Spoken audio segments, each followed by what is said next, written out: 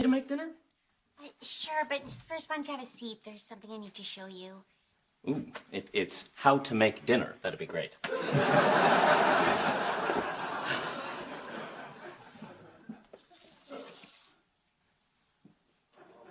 Is this a pregnancy test? Yes. That means positive? Yes. No. Yes. No. No. Yes.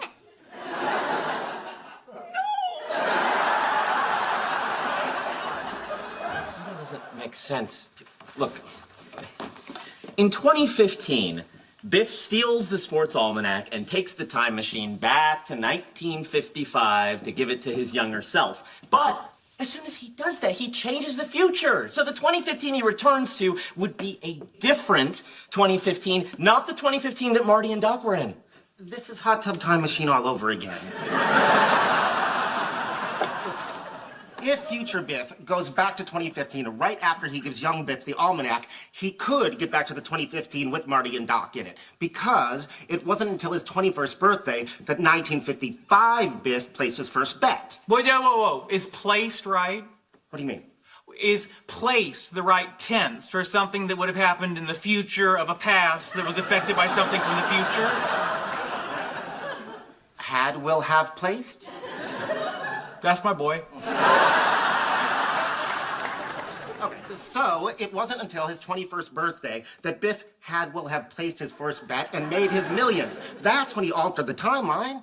Yeah, but he haven't placed it. What? Unlike Hot Tub Time Machine, this couldn't be more simple.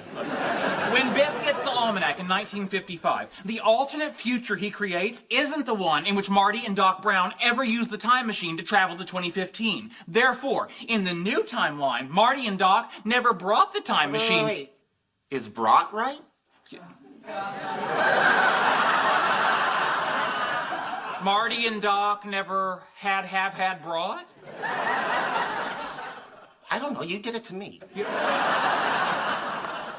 I'm going with it. Marty and Doc never had brought the time machine to 2015. That means 2015 Biff could also not have brought the almanac to 1955 Biff. Therefore, the timeline in which 1955 Biff gets the almanac is also the timeline in which 1955 Biff never gets the almanac. And not just never gets. Never have, never hasn't, never hasn't.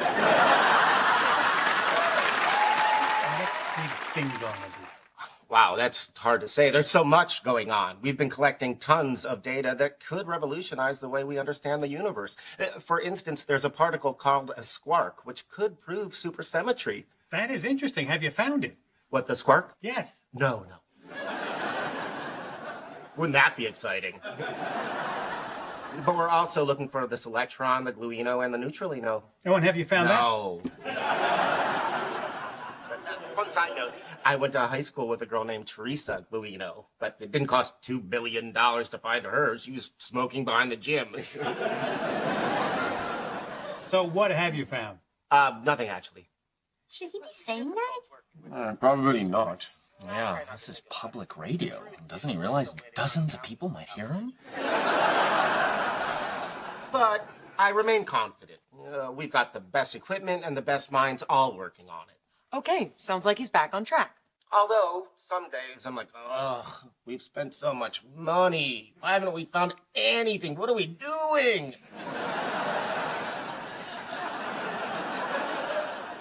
Oh boy.